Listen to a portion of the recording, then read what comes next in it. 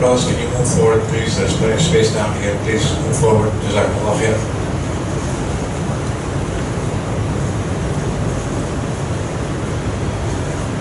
Alhamdulillah. Inna alhamdulillah.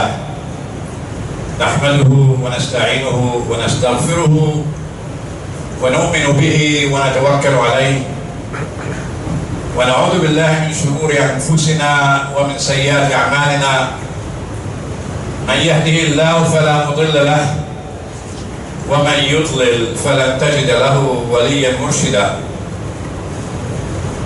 وأشهد أن لا إله إلا الله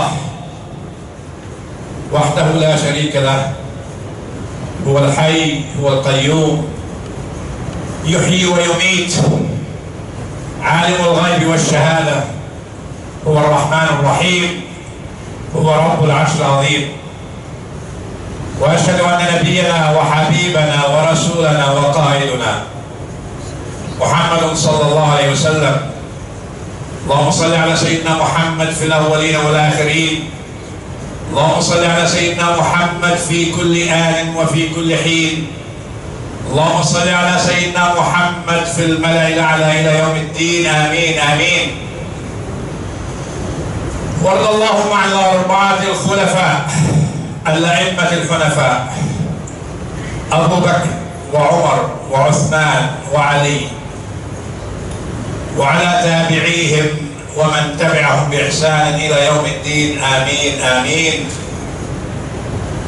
عباد الله أوصيكم ونفسي بتقوى الله فمن يتق الله يجعل له مخرجا ويرزقه من حيث لا يحتسب ومن يتوكل على الله فهو حسبه. Respected elders and sisters and brothers in Islam, we just finished a month of ibadah.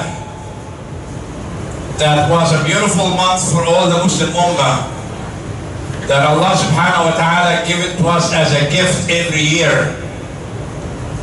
I want you to know that Allah subhanahu wa ta'ala doesn't want any Muslim to go to hellfire.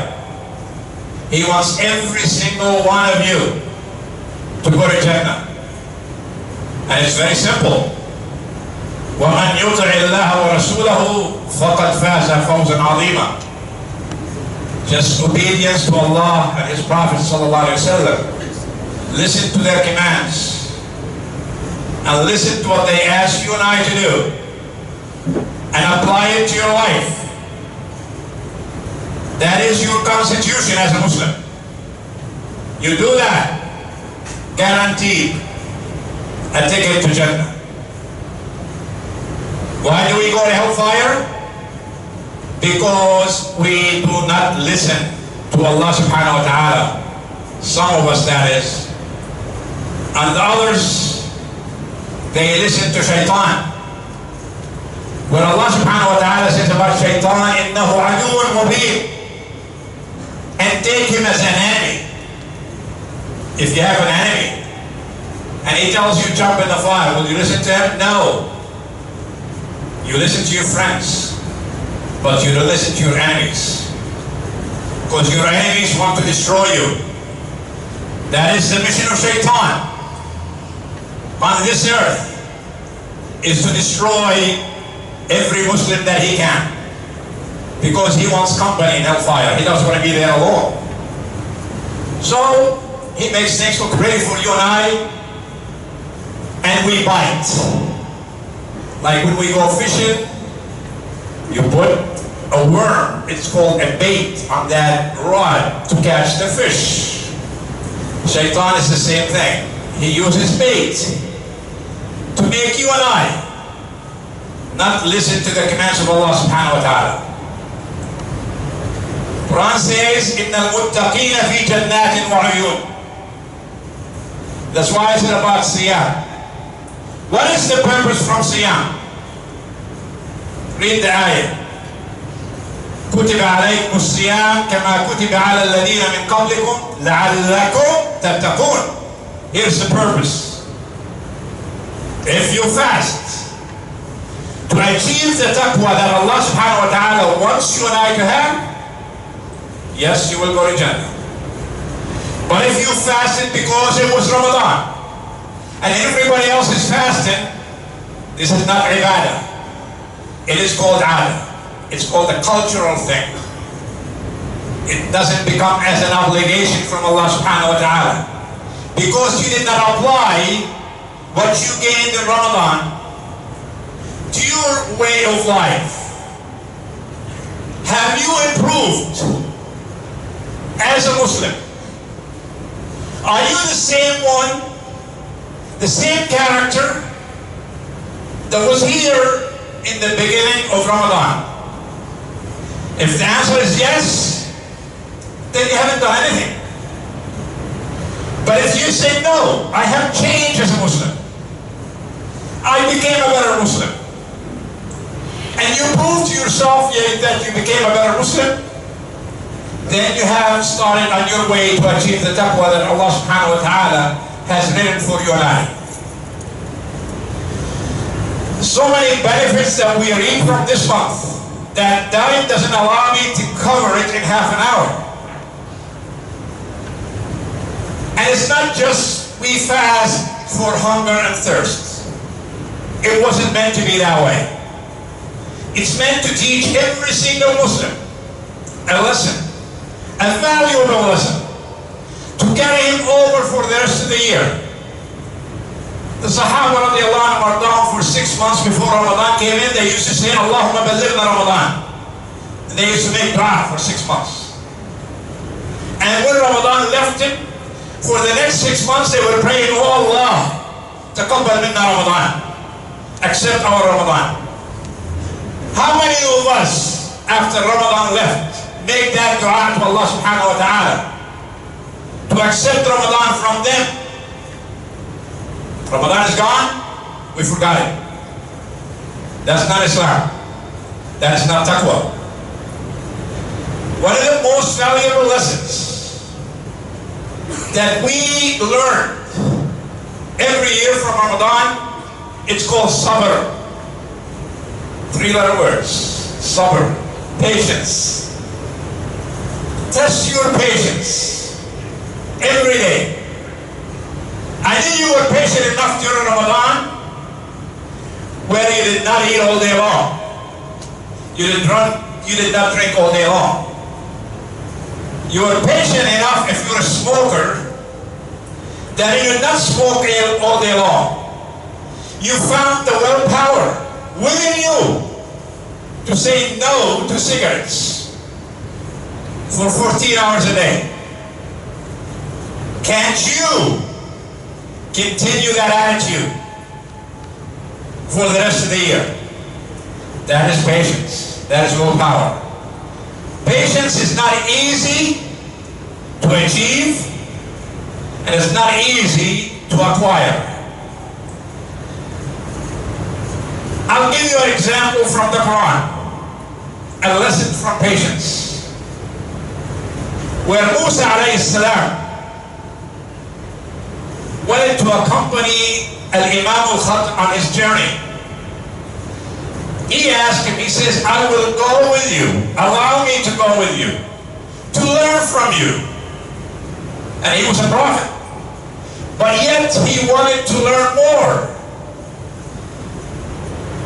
The first answer that came back to him from the Imam, إِنَّكَ لَن تَسْتَطِيعَ مَعِي صَبْرًا. You're not going to be patient with me. You're not able to do that. But Musa alayhi salam said, Inshallah sabira. You'll find me as a patient person. He told him, how are you going to be patient if you're going to come on a journey that you don't know nothing about? You haven't experienced it. But Musa insisted that I should go, and I will be patient. And you know the story. The first thing that the Imam did, Musa came alayhi salam with a question. Why did you do that? And he said, did I tell you you're not going to be patient enough? He says, listen, I forgot. I promise you that I will not ask any other anything else. And they continued with their journey. And the Imam did something else that Musa did not like by killing somebody. No one likes to see somebody getting killed in front of their own eyes. So what did Musa say to him? Why did you kill this individual?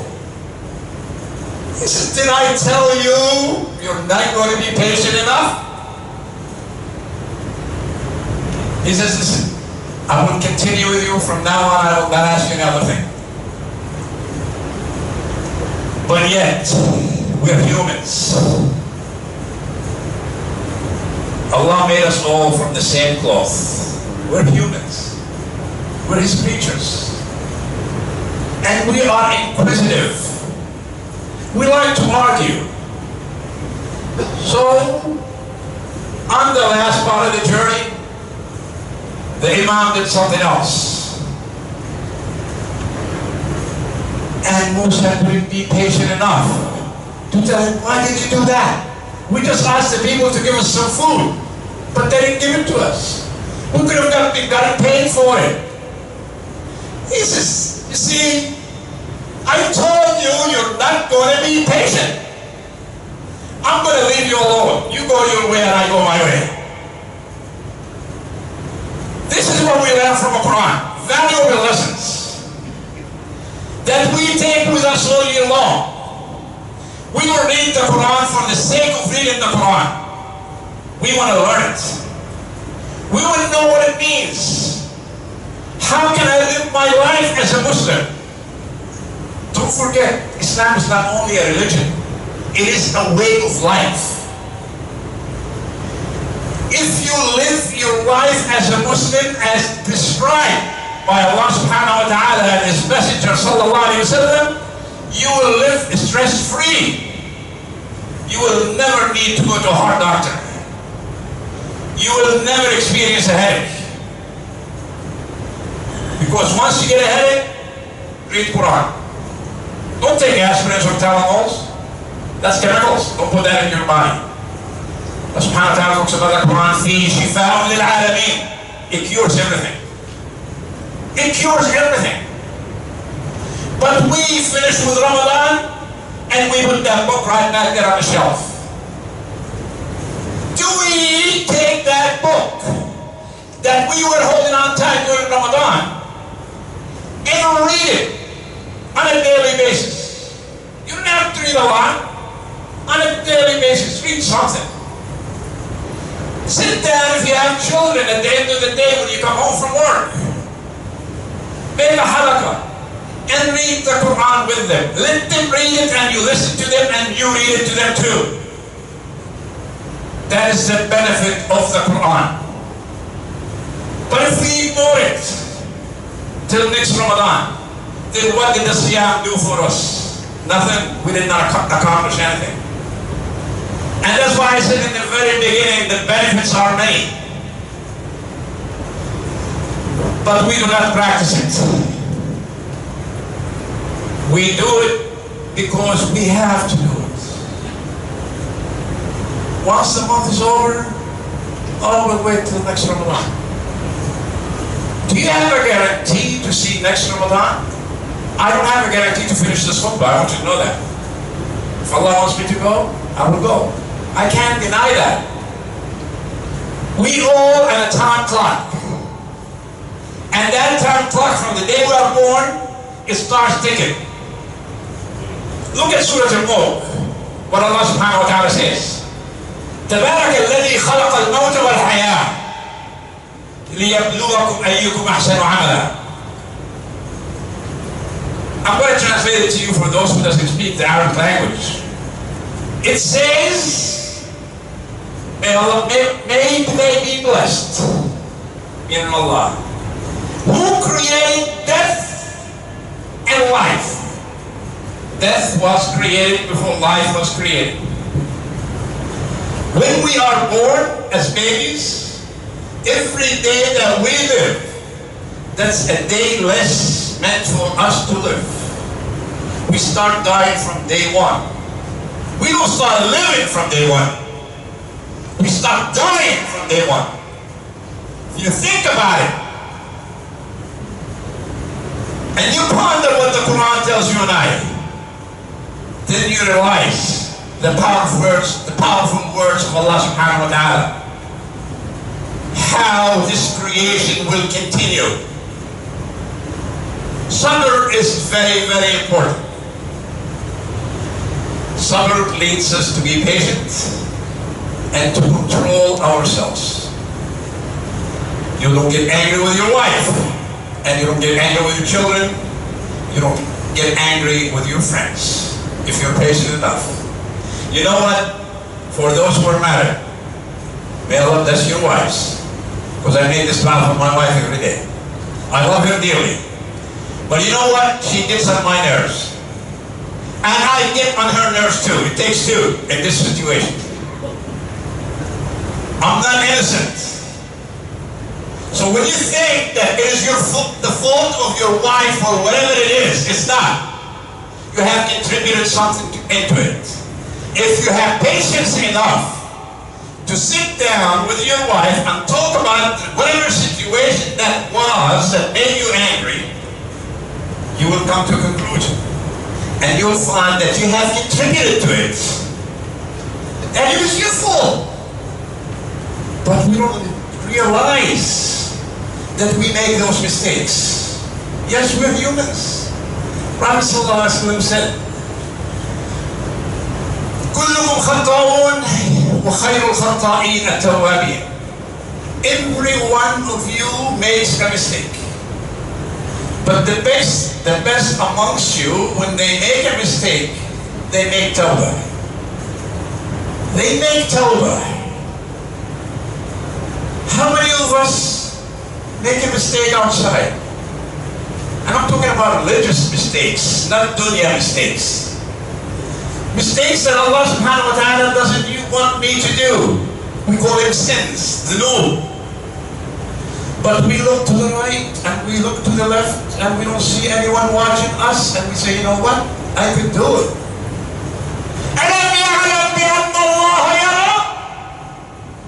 Don't you think that Allah subhanahu wa ta'ala is watching you?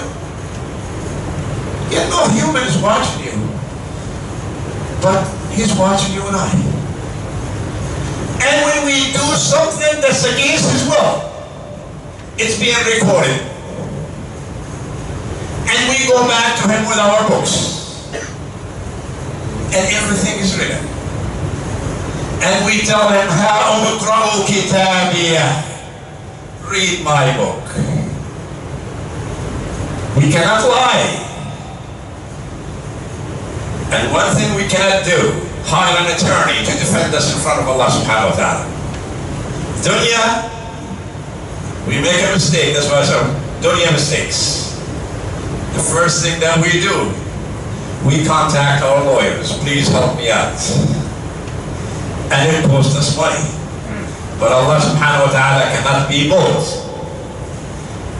He's the one that says, لا يبدل القول لدي وما لا ضل من العبيد. Nothing can be changed in front of me from what's given to me. And I want you to know that I am not the one that oppressed you. Allah subhanahu wa ta'ala, He's not zalim. He's Ghafur Rahim. But also, He's Shadid al-Iqab. If we don't listen to Him, what do you think He's going to do? I'll give you a simple example. If you ask your son to do something, and he doesn't do it, what do? Don't you get angry? Don't you want to smack him? I do that. Imagine Allah subhanahu wa ta'ala is asking me to do something and I do not do it according to Him. Is He going to be pleased with me?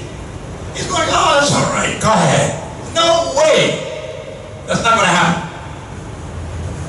We must live our lives as Muslims to achieve that ticket that will take us to Jannah. أقول قولي هذا واستغفر الله لكم واستغفر الله لا تنسوا.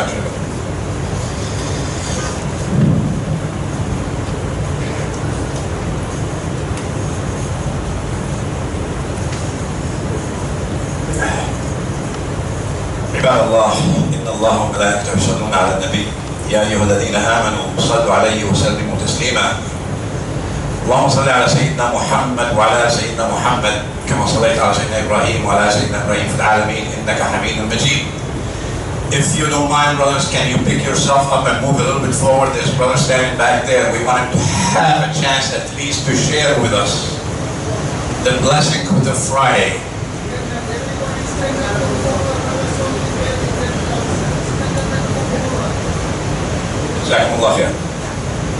We continue talking about benefits of Ramadan.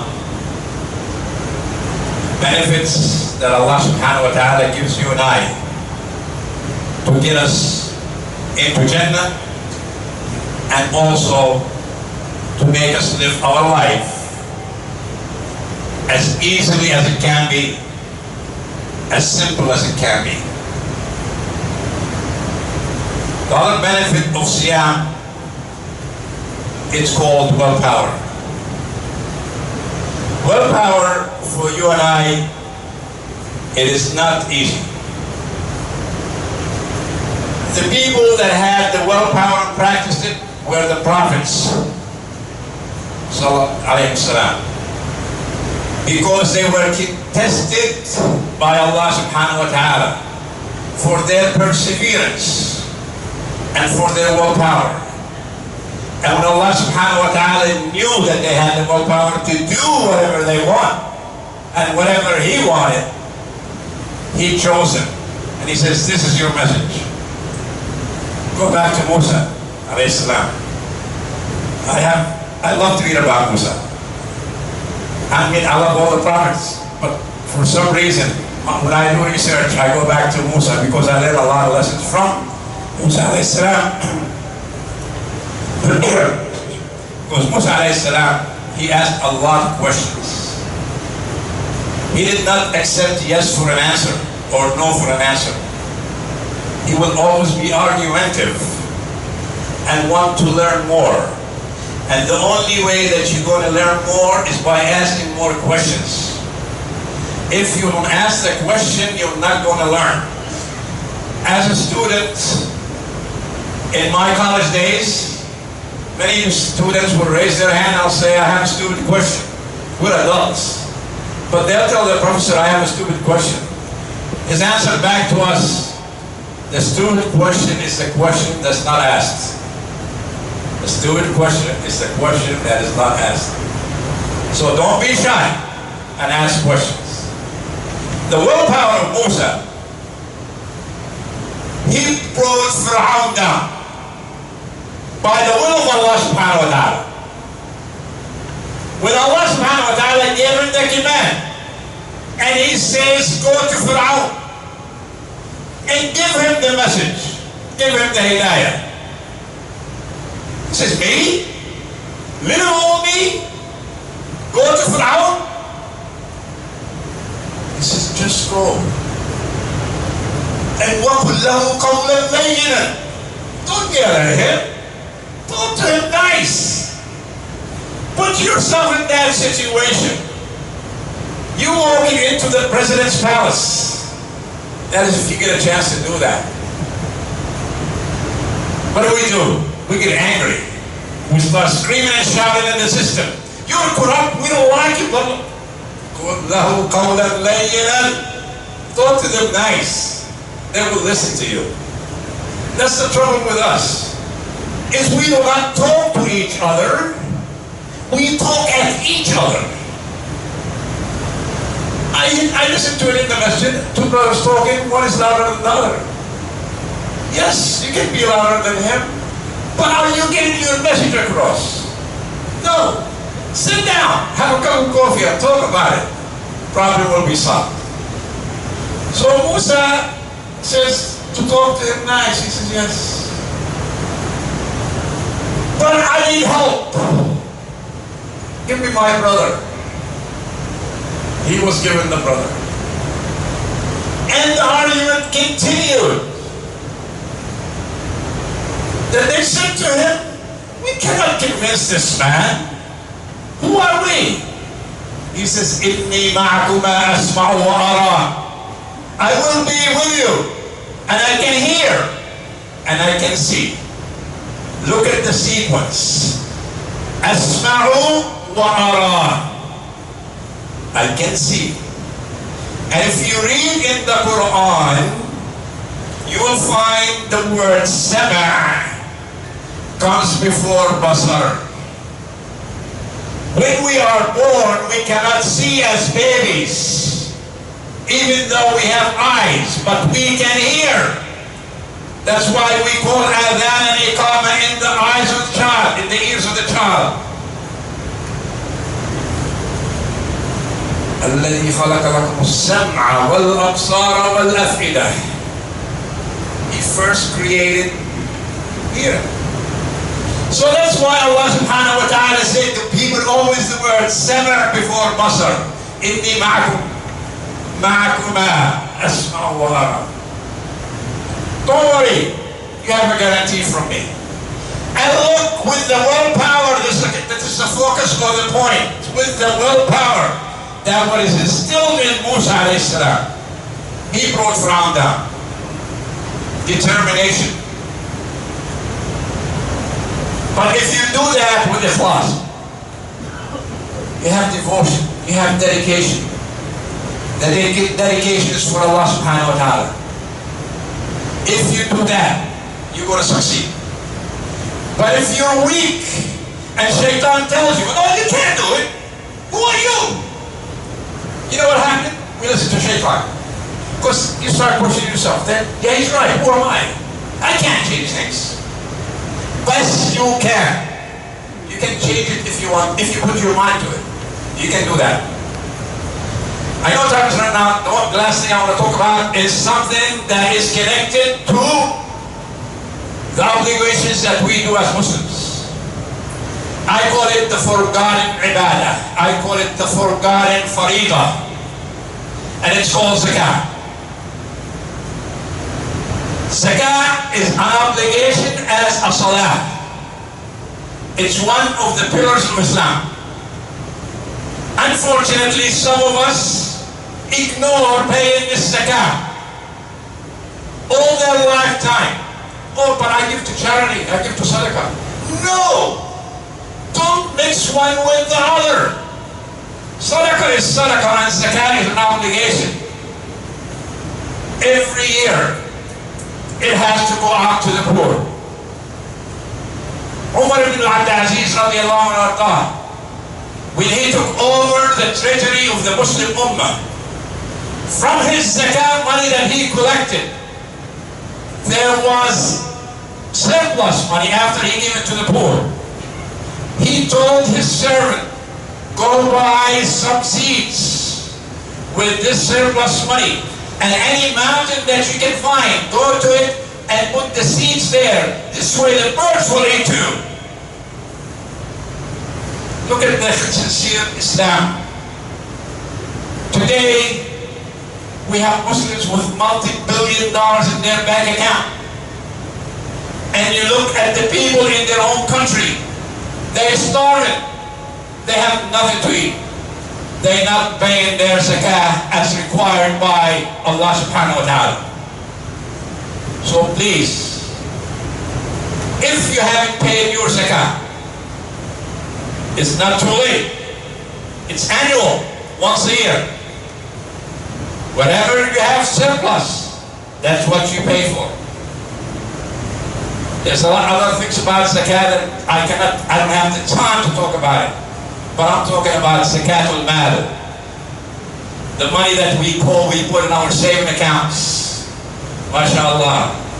We have $1,000, we want to work hard to make it $2,000. I want you to know the best saving account that you have, it's not your IRA, it's not Chase Manhattan, it's not Citibank. Your best account is with Allah subhanahu wa ta'ala, your Rahman. A good deed that you save for yourself for Yawm al-Qiyamah. That is your best, that is the best saving account that you can acquire. Before I leave here, I was told to announce something to you. We can't escape what we see on TV. The suffering of the Palestinian people in Gaza. Believe me, there was times that I would not eat dinner because I watch TV and I see a child getting blown up to pieces. Or I see a woman, an older woman, that she can't go nowhere, she can't walk. And asking, where am I going to go? They suffered long enough. Can we change things? Yes, we can. We make power. I don't ask you to carry a gun and go, fight. No way. I'm not that type of person. I'm a peaceful man. Since I am a man for peace, there's a demonstration tomorrow between 1 and 4 in front of the United to support the plight of the Palestinian people. If you have the time to join in, please do that. At least you will be standing and you say, I did something for my brothers in Palestine. اللهم اجعلني وإياكم الذين سمعوا وتوكلوا حسنا. اللهم تقبل منا دعاءنا. اللهم اغفر لنا ذنوبنا. اللهم كفر عنا سيئاتنا. اللهم ارحم موتانا واشف مرضانا واختم بالصالحات أعمالنا. اللهم تقبل توبتنا واستر عورتنا وآمن روعتنا وتوفنا وأنت راض عنا. اللهم اغفر لآبائنا وأمهاتنا وأجدادنا. اللهم اغفر لإخواننا وأخواتنا وأبنائنا وبناتنا وزوجاتنا. اللهم اغفر للمؤمنين والمؤمنات الأحياء منهم والأموات. اللهم اغفر لنا ولإخواننا الذين سبقونا بالإيمان. اللهم اجعل جمعنا هذا جمعا مرحوما وتفرقنا من بعده تفرقا معصوما. اللهم أعز الإسلام والمسلمين. اللهم أعز الإسلام والمسلمين وارفع كلمة الحق والدين. اللهم وحد صفوف المسلمين. اللهم ألف بين قلوب المسلمين. اللهم ألف بين قلوب المسلمين. اللهم انصر المسلمين المستضعفين في كل مكان. اللهم انصر إخواننا في فلسطين يا رب العالمين. اللهم ثبت أقدامهم يا رب العالمين. اللهم حرر المسجد الأقصى في فلسطين يا رب العالمين.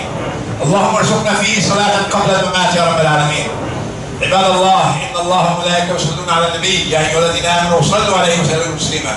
إن الله يأمر بالعدل والإحسان وإيتاء ذي القربى وينهى عن الفحشاء والمنكر والبغي يعظكم لعلكم تذكرون. اذكروا الله يذكركم وادعوه يستجب لكم وأقيموا الصلاة ولذكر الله أكبر.